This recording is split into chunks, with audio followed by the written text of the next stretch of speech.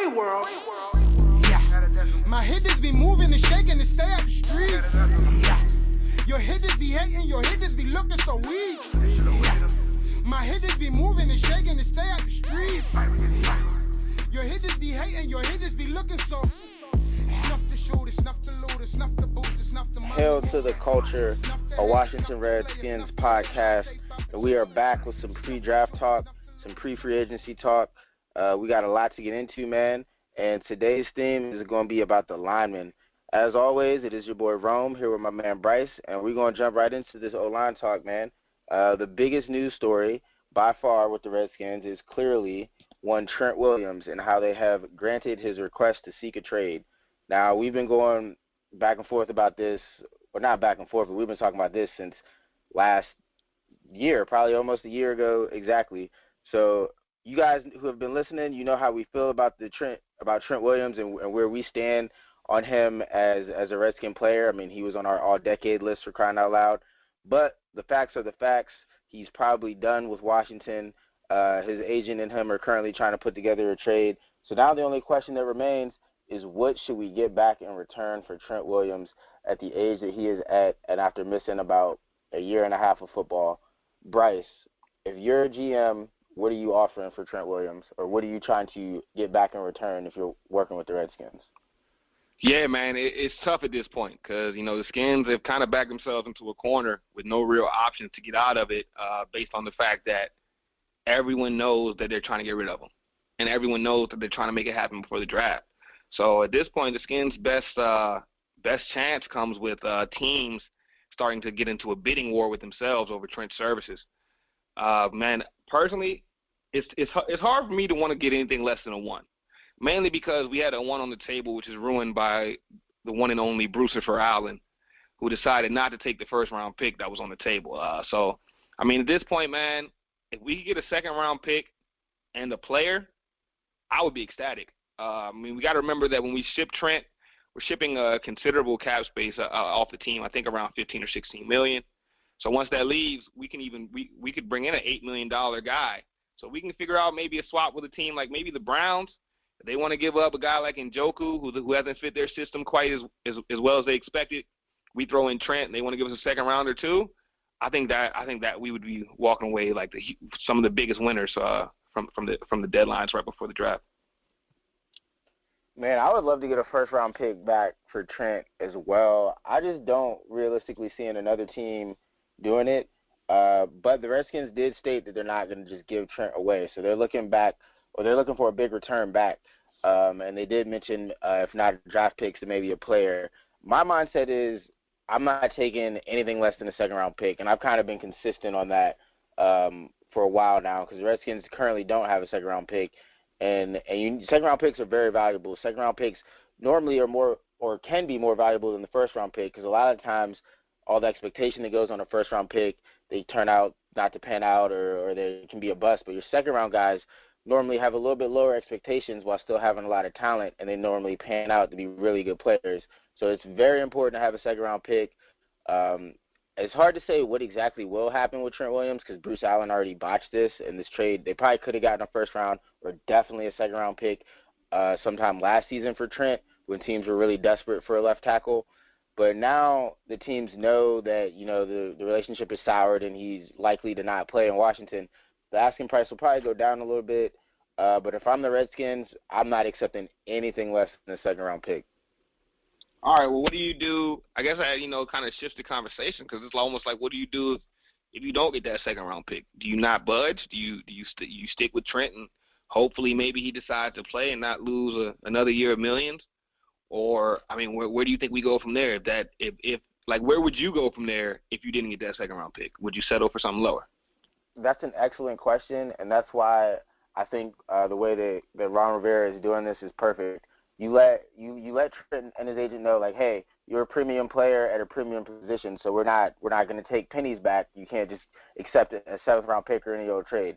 So you tell them that, and you let them seek the trade on their own. Now, if they cannot find a suitable offer, and they've already seeked the trade on their own, I think that puts out enough goodwill to say, hey, we let you test the waters. You went out there, you looked, on NFL Tinder, you swiped on a bunch of people, you didn't find your match, so now we need you. Come on back to us. You know what I mean? And I think that goodwill should have it to where Trent only has a year left, so he could at least play out this last year. I know he wants a new contract. I think it's always been more about the money than has been let on. But I don't know if the Redskins do a new deal the way that he wants it, but they'll probably give him more guaranteed money for sure. So if they can't find a trade, I do see him still playing in Washington for at least the remainder of his contract, which is only one more season. And that there could be like the ultimate result from all of this. Like that could be like best case scenario for the Skins, man. Is that they allowed him to shop himself, and it's almost like a proving time to him. Like, look, man, we can't get what you're worth on this market, and this could, if that ends up happening, this could be like best case scenario. Like we get Trent back, he balls out this year, he gets an extension from the Skins, and this whole thing just stays in the past. Yeah, and that's exactly why I wanted to give kudos to Coach Rivera for the way that he's doing it, because this way, even if Trent does go, you've already stated that you want a big-time return, so then it's a win-win for everyone involved. And while we're talking about the offensive line, let's go ahead and transition to another big-time lineman who is also looking for a payday, and that is Brandon Scherff. It's been reported that the Redskins plan to use the franchise tag on him, I believe, but they also want to get a long-term deal done. So to be clear, Scherff does not want to play on the tag. That's already been reported. And even if the Redskins were to use the tag on him, it would just be to keep him basically in-house to work out a longer deal without letting another team come snatch him up. So I'm going to ask you the same way I asked you on Trent. What are your thoughts on Brandon? How much would you pay him if you were the Redskins GM, and how would you handle this situation? Well, man, the Brandon Scherff conversation is layered to me because, like, it's just a lot of different things you got to take into account. So, first off, the player. How good is Brandon Scherff? And when you're asking how good is a player, the only thing in my mind that you can really go off is a comparison to said player amongst his peers. So you got to hold him up amongst his peers. And how good is he if you start looking at all the offensive guards in the NFL? And I think consensus would say that Brandon Scherff is a top 10 offensive guard in the NFL, no matter how you look at it. I mean, maybe top 5, we can start cutting hairs, and like maybe he doesn't get in that top 5 to some people, but even most people, a good amount of people would still have him in the top 5 as well. So you're looking at a top 5, top 10 guard, really no matter how you slice it. So the second thing is, does the money for that player add up to his play? So with that, and so the first, I say yes, on that first point I made. Like, Brandon Scherff is one of the elite guards in the NFL based off the landscape of guards in the NFL. But that second component, is he worth $16 million? Because if we do tag him, it's going to be about $16 million. And that's where the conversation now starts for his next contract. I don't know if Brandon Scherff is worth that. Look, I love Brandon Scherff, man. I think you got to keep your own. I love Brandon Scherff for his attitude towards football. He's a man of few words. He's a lunch pail type of guy. He's a no-nonsense type of dude. And I feel like the Redskins need more guys like him. But for $16 million a year, man, that's a lot. I think I'd rather give that to Trent. That's a lot of money, and it scares me because of this third point that I'm getting to, and that is health. When you're investing $16 million per year in a guy, you've got to make sure he's available. And as much as we all love Brandon Scherff, I mean, how many games has he played in the last 3 seasons? I think it's been an average of around 8 to 9 games a season, and that is just not really what you need out of your $16 million a year guy. But I just feel like everything else, he kind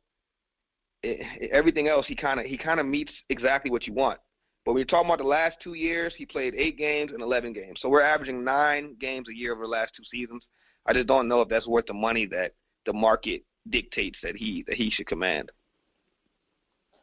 All right, so via Sport Track, I pulled up some of the top paid guards currently, and the top paid average guard or average a year is Brandon Brooks for the Eagles, and number 2 is Zach Martin for the Cowboys. And I think this is interesting because they're both within the division. So if you're Brandon Scherff's agent, you're obviously going to look at that and you're gonna compare your player to that. Zach Martin signed his deal or got extended in 2018, so that was about 2 seasons ago. So typically when guys hit the market the way Brandon Scherff is about to, the caps and all that raise up, so he will probably look for a little bit more than 14 average a year. So now it goes back to how you were saying it. Is Brandon Scherff a good enough player at his position to become the highest paid player at his position until the next guy hits the market? And this is where we're going to differ. I say yes, because the way that you have to look at it is this is kind of how the Redskins botched it with Kirk Cousins. So you pay him $16 million this year, and is that a lot for this first season? Absolutely. Brandon Scherff probably isn't the best right guard in the NFL, so does he need to be the highest paid? Not necessarily, but the way that it works is he'll be the highest paid for 1, maybe 2 seasons. Then when the next guy hits the market, he's going to make more money than that, and you actually have Brandon Scherff on a fairly decent deal. What happens if you tag him the same way that the Redskins tagged Kirk Cousins? Well, then you're right. Then he gets that $16 million for that 1 year, and that's where the negotiations start. So if the Redskins are smart and they want to go after this long-term deal, they can probably get Brandon Scherff on the books for 14 and a half to $15 million average per year for maybe 3-4 years with X amount guaranteed. But I think you got to get the deal done regardless. Like regardless of how they do it, if they upload the contract with money in the front or pay him out at the end, however they do it, I think it is a must to sign Brandon Scherff, especially since you're letting Trent seek the trade. It would be foolish to lose Trent and Brandon Scherff in the same offseason. Yeah, no, I agree with that, man. That would be a huge loss. That would be, I mean, that's almost half of our offensive line, and definitely our best 2 offensive linemen gone. And like I said, man, I'm a huge proponent of keeping your own, and that's like I'm on the fence about re-signing Brandon Scherff. I just want to see what the money is going to be if we do re-sign him. If it's somewhere in that 14 and a half range, I'm cool with that. But I really do think we're going to approach that 16 and a half, $17 million range, and that's a lot of money for that position in my opinion.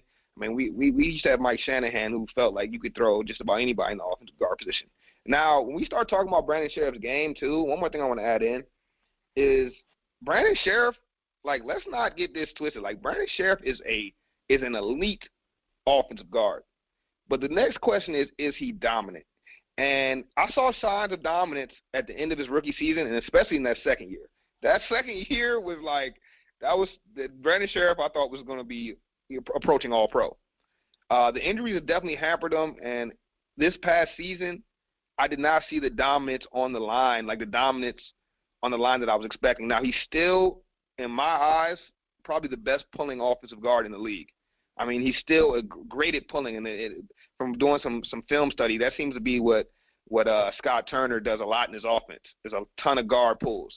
So, I mean, if they're looking at it from that perspective and how does he fit this new scheme, there might not be an offensive guard on the market or in the draft that fits this scheme as good as Brandon Scherff. So, I mean, I think if money's reasonable, I'm down to sign him. But there's another thing, man, that I think that kind of throws a wrench into this, and that's another offensive guard that most Redskins fans would probably want to see re-sign after the season he had, and that's, of course, Ereck Flowers. Do you think we'll be able to bring both of these guys back? I mean, apparently they're in contract talks with Flowers now. Brandon Scherff, man, like I think we both agree Skins would be best served to bring him back. If it came down, I know this sounds crazy, but if it came down to Scherff at $16.5 million or Ereck Flowers at around 7-8 per, I mean, which way are you going? All right. Before I address that, because that's an excellent question, I want to address your other point, which is also excellent, with the pulling of the guard and the scheme fit. In Carolina, Scott Turner had a guard by the name of Trey Turner who was really good at pulling as well. Because like you, I do a lot of film study, and I've watched a lot of Brandon Scherff. Brandon Scherff is a better pulling guard than Trey Turner was. So in my mind, Trey Turner and Ron Rivera are going to view Brandon Scherff very highly, and I think that's why you let a guy like Trent Williams seek his trade, so that way if he's off the books, you can pay a Brandon Scherff 15, 16 million. And I think that Scott Turner and Ron Rivera are going to look at it differently than how me and you were looking at it. I think they're going to be willing to pay big bucks for Brandon Scherff. And the second part of your question with the Eric Flowers, I also think that's why you let Trent Williams seek a trade, because Trent's asking for 19, 20 plus million a year. So I don't see a way that you pay Trent 20 plus million, pay Brandon 16 million, and then keep Flowers around for 8 to 9 million. I don't know if you can do that with all three players. That's about $50 million for 3 offensive linemen. So I think they're gonna end up keeping Flowers because he's a little bit cheaper, and keeping Scherff and letting him be the big money guy on the O-line. But I agree. I think you got to keep both. Eric Flowers, I had so many doubts on him last summer. I think if you guys go back and listen to a pod from last August, I said he wasn't even going to make the team, and here I am a year later singing a whole nother tune. He should definitely be re-signed, and he's definitely earned whatever money they give him. Eric Flowers played great last season. Yeah, no doubt, man. I think that was one of the surprises, definitely one of the surprises of the season, man. I think you make a good point. That's a ton of money allocated to one area of the team.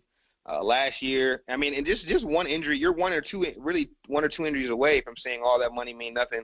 And I just can't help but think back to last season when we were the number one team in tight end spending, and we were probably the worst team in tight end production.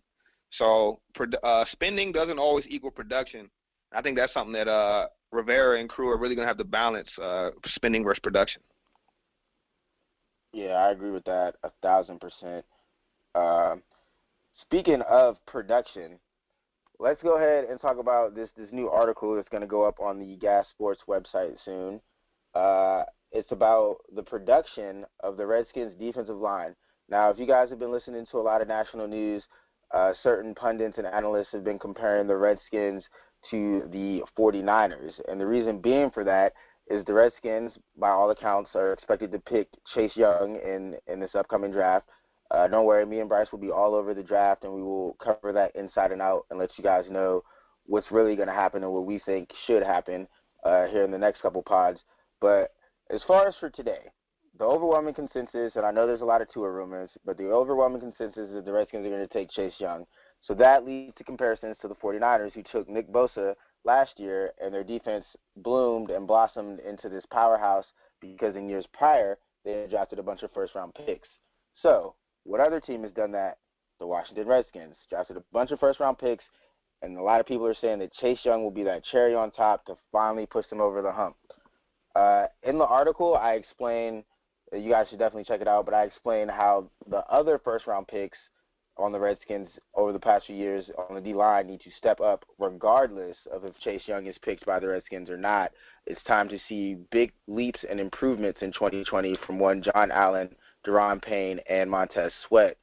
Bryce, I'm very curious to hear your thoughts on this and what you have seen from these two guys and what you have liked and haven't liked and what you expect from them in 2020. Well, man, let me first start by saying that, it was an excellent article because, obviously I was aware that, Joey Bosa was drafted by the 49ers and aware how much he changed their defense for the better. But I guess I just didn't have my antennas up on how closely related the kind of like the 49ers situation and the Redskins situation was until I saw the article, until I went back and did a little research.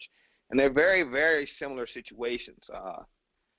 And I do believe that Chase Young coming in could push the games of these three guys further. But let's just get into the guys, man. Starting with Daron Payne. I think out of the three guys that we're about to talk about, I think he's been the most impressive up to this point. Daron Payne has flashed in every game he's been in as a Redskin. I'm sorry. Like, every single game I've ever seen Daron Payne play, he's flashed. He's been in the backfield. He's ruined timing on timing routes because the quarterbacks are getting linemen pushed into their face. Every game you see him flash, he's run down guys and forced fumbles 50 yards down the field. This dude is a baller, and I think he's the one guy where it's like it don't matter really where Daron Payne is in the league or where he's at in the league. Like, he's gonna shine. So I've been very happy with his progression to this point.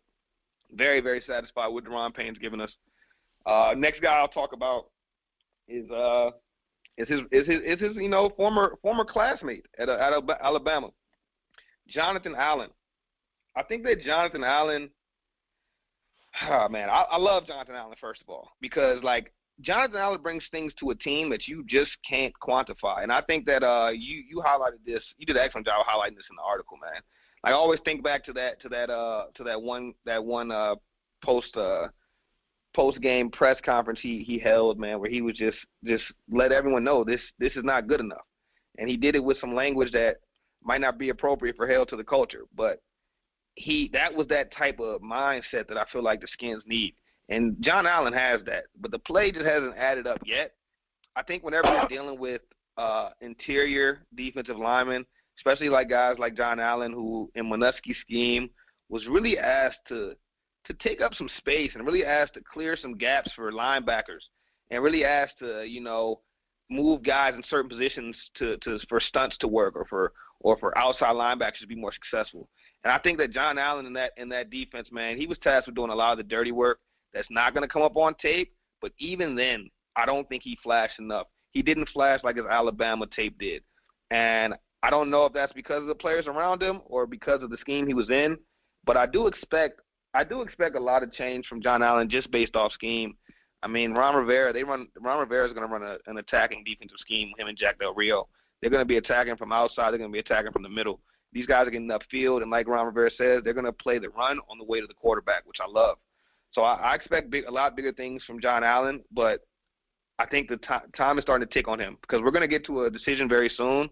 We're going to have to choose one of the three out of Allen, Payne, and Ioannidis. I mean, I know Ioannidis currently has a contract, but he's going to have to get read up, and it's going to come a time we're only going to be able to pick two out of those three. And right now, for me, it's Payne and Ioannidis.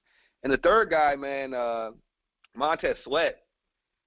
Montez Sweat just has to figure it out, Like, Montez Sweat to me, he has every tool that you need, and all of his skills. He flashed enough on tape to me that I know he's going to be all right. It just comes down to Montez Sweat getting more reps at this level. I mean, whenever you're dealing with a guy like a Sweat who athletically, he's very impressive, but at the same time, he doesn't come with that crazy size to where he's just going to, like, overpower linemen in and out. He's got to get used to that NFL size and strength. And the more and more he does, man, I think it's just going to get easier and easier for a guy like Montez Sweat. And I'm a book it right now. I'm calling for 10 sacks from Montez this year. And in fact, Chase Young or not, I'm calling it right now. I believe that Montez Sweat will lead the Redskins in sacks next season. Chase Young or not, I'm calling it right now. So you guys can hold me to that one. I expect huge things from Montez next year. Okay, I like that. To piggyback off your Montez comment just now, which is a big comment. He's Chase Young or not, you think he's still going to lead in sacks. We still got Kerrigan and some other dogs out there. But I don't think I put this in the article. But one stat that I did look up on Montez when comparing him to someone else who was drafted that year as a pass rusher was Brian Burns. And I noticed that Brian Burns had 7.5 sacks. Montez had 7. Burns had 16 QB hits to Montez's 13, which is very close and even. But the thing that stood out to me that separated them was Burns only started 5 games last season, whereas Montez started all 16. Montez played 246 more snaps than him and didn't get to the QB as much.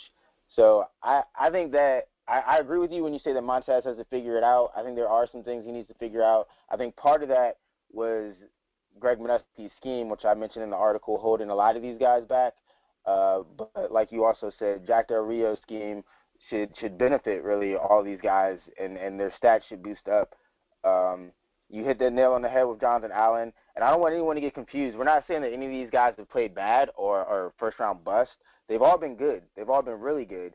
But the fact that Bryce is willing to take a guy like Matthew Ioannidis over either one of these guys is ridiculous, just for the simple fact that they were all first-rounders. So when you're a first-round pick, the expectations are that of greatness.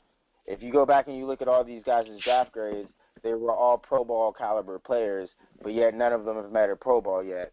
So I understand that Jonathan Allen did miss a sizable amount of games his rookie season. So realistically, he's about in snaps played, he's about on his going into his third year, even though it's really his fourth because he missed so much of his rookie year. But your third season is the season that you're supposed to take a huge jump. So John Allen and Deron Payne specifically, I'm looking for to make a big leap. I'm not going to make any bold statements or predictions just yet on what they're going to do, but I do expect a lot out of both Allen and Payne in this upcoming season. Montez or Chase Young or not. Yeah, most definitely, man. And you definitely touched on it, but just to kind of piggyback off what you said about Sweat, man, is that, he had 240 more snaps than Brian Burns and with very similar production. But let's keep in mind that, Brian Burns is coming from the exact system that Montez Sweat will be in this year. I think that bodes very well. If you compare their physical abilities, you would probably put Montez Sweat just a tad bit higher. Don't get me wrong. Brian Burns killed the combine. He has an amazing tape come out of Florida State. But Montez is probably, as an athlete, just a smidge better. And the last part that you touched on as well is Greg Minuski, man. How many times did I see Montez Sweat dropping back in coverage looking like he did not belong? And I don't know how many of those 240 snaps he had more than Brian Burns, but how many of them were coverage snaps? But I'd be willing to guess around 150 at least, 150. We had Montez Sweat out in coverage for absolutely no reason. So I think tampering that down alone should definitely increase Montez's production and like the entire D-line, man, this could really bringing this whole new system. We could see some real resurgence from our D-line, and including a guy like Kerrigan. I think that Chase is going to be very dominant, but I think when we get Chase, there's going to be so much attention paid to him. They're not going to let him wreak too much havoc. But a guy like Ryan Kerrigan can really benefit from this too. So, man, I think you hit the nail on the head with the defensive line in general, man. I think this is going to – we predicted that this was our best group last year, and I don't know if it really kind of panned out to be that during the season. But, if I had to point to any group to dominate this year on the Redskins, it's most definitely the defensive line. This defensive line is going to be legit this year. I think there's no doubt about it. Yeah, man, I agree completely with that, and I love the role that Ryan Kerrigan could potentially be stepping into as a situational pass rusher. I think that's going to fit him perfect, especially getting older in the league. But let's talk a little bit more about this 49ers comparison, because one thing that certainly is not the same when it comes to Washington and the 49ers is the tight end position. The 49ers have who I believe to be is the best tight end in the game right now, and that's George Kittle. The Redskins currently have Jeremy Sprinkle. There is no comparison between that. That's like a boulder to a pebble. No offense to Jeremy Sprinkle. So the Redskins certainly need. Or you could say it's like a boulder to a sprinkle. That's exactly what it is, man. That's exactly what it is. So we're gonna have to address the tight end position. I'm thinking that they might do it via the draft. A lot of people are saying Austin Hooper's name. I heard Henry Hunter's name being floated around a lot about that. But before we get out of here, man, why don't you tell us your thoughts on what the Redskins should do at tight end? Man, yeah, I think this is our biggest need on offense is tight end position. I don't even think it's close. We don't really have a guy that is a threat at the moment. We moved away from Jordan Reed, which was the right thing to do, and I think we all wish Jordan the best. He's actually meeting with the Seahawks, so hopefully that goes well for him. Sprinkle, I think I like Sprinkle more than most, man. And I know he gets a bad rap, and he's dropped some timely passes, but he's also had some pretty impressive catches. I think for a guy like Sprinkle who didn't get a ton of receptions in college, coming from Arkansas, I think he just got to get that. He just got to get those reps. I do think he has the body. He's got the ability to be a pretty good tight end, especially when you're talking about he could be your second or third tight end. He could be pretty solid. As a blocker, I really like him. So, I think Sprinkle gets a lot of shade from Redskins Nation just in general because he wasn't that great last year. But let's remember, man, Sprinkle, he's got to be under 25. He's a young guy, and hopefully he puts it together. So going into our options, man, we've got some veteran options. We could go with like a Jimmy Graham, who was just released from what? From the Seahawks? Or no, Packers, right? Mm-hmm. Yeah, Packers now. Yep. He's on the Packers now.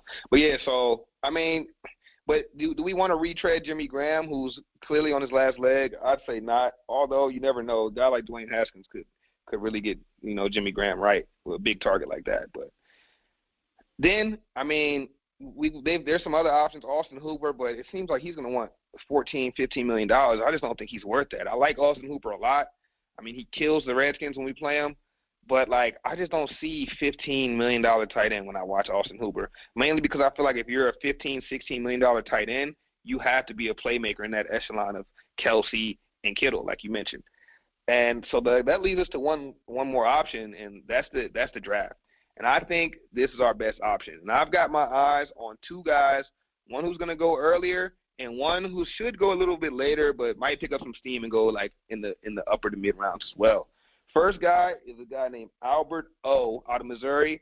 I would try to pronounce his last name, but it's very difficult. Albert O. is a beast, though, man, and this guy can fly. Like, I mean, we haven't had – don't get me wrong, Jordan Reed was crazy elusive. I mean, off the line, there's no sticking him. But pure speed, that really wasn't Jordan Reed's game. Albert O. is a burner at the tight end position. If you just look at his tape, just look at the highlights. Don't even look at the tape. Look at his highlights. You'll see him running away from D-backs. So Albert O. is a guy I love. And if we could get him, I mean, there's some character concerns from some saying he has some character concerns. I haven't seen it from his interviews. I think that would be a great addition. And my last guy, I think this might be my favorite tight end in the draft. And my favorite tight end these last few years has ended up being pretty good. So I think I got a decent judgment on tight ends. But this guy named Adam Troutman out of Dayton, man. This guy is the truth, man. He's the truth. I know it's a small school. A lot of reports that you'll read will say he's not athletic. He doesn't have NFL speed. I'm telling you guys, they're wrong. This guy Adam Troutman, he's got NFL speed, quickness, moves, but he's also got NFL aggressiveness. And that's the thing that I feel like separates the elite tight ends from the rest of the field is that aggressiveness. And although you guys can say Jordan Reed was this, he was that, he was injury prone, say what you want, but that dude was tough, man. That dude was aggressive when he got the ball. He was always looking upfield. You never saw Jordan Reed want to step out of bounds. You got to have that mindset when you're a tight end because, I mean, essentially you are a lineman and you're a receiver. You got to be a certain amount of nasty and a certain amount of finesse. And I feel like guys like Kelsey and Kittle, that's what makes them so great. And even guys like Ertz, that's what makes them so great is you really truly never know what they're really going to do coming off the line. I feel like Adam Troutman can be that. And if they end up calling his name and the Skins draft him, man, I would be more than ecstatic because I got a feeling he's going to be a good one. He kind of reminds me of Dallas Goedert coming out. I think Goddard went to San Jose State. Yeah, and I had Goddard really high on my draft board, man. Like he was a top 50 player for me, and I've actually got Troutman. Right now he's in the top. He's outside looking in the top 50. But the more and more I evaluate these players, man, I could see him ending up in that top 50. I really think he's going to be a player. Interesting, very interesting. I've been watching a lot on the tight ends in the draft, but I'm going to save that for our draft pod coming up here soon. Before we get out of here, there was one tight end free agent that I wanted you to mention that you didn't mention. I want to get your thoughts on real quick, and that's Eric Ebron. He's not the best blocker necessarily, or how you were talking about dual threats like we were mentioning George Kittle, but he does bring a very interesting pass option to the game that could benefit a quarterback like Dwayne Haskins very much. So what are your thoughts on Ebron? Man, that's a really good question, man. I like Ebron a lot, bro. I think Ebron is that prototypical big target that I think the Skins are missing right now. I mean, you talking about a guy, he got to be 6'5", 6'4", 6'5", and Ebron can run those for a big guy. He can run those shallow crosses. And one thing I remember from watching Dwayne Haskins tape at Ohio State is when he was throwing shallow crossing routes, he was pretty much elite. So if you can give us a guy like Ebron who's going to be that big target and can be a real red zone threat, I would love that. I just wouldn't be willing to break the bank for a guy like Ebron. Yeah, I agree with you there. I wouldn't break the bank for him, but he is only 26, which I find very interesting. So he would be a nice option outside of the draft since he's so young. But like I said, man, a lot's gonna happen between now and the draft. So we will definitely be keeping you guys up to date, like always here at Hell to the Culture. We got a lot of stuff cooking up at Gas Sports as well. Make sure you download that app. Bryce, you got any final thoughts? Man, none. I just hope everybody stays safe and doesn't panic too much, but at the same time takes the necessary precautions as we deal with this coronavirus. Man, wash your hands. I don't got to tell you guys this obviously, but just wish the best for everyone. Yes, definitely stay safe. Be extra precautious. I know a lot of it seems silly, washing your hands and all that. You've been told that since you were a child. But it's always one of them things where it's just better safe than sorry. Hopefully the country and the world can get through this so we can get back to our sports because God knows I love sports. Stay safe, everybody. As always, Hell to the Culture. Hell to the culture. Your hitters be hating, your hitters be looking so weak. My hitters be moving and shaking to stay out the streets. Your hitters be hating, your hitters be looking so. Snuff the shooter, snuff the looter, snuff the booster, snuff the money mover. Snuff the hater, snuff the player, snuff your hairline tape up.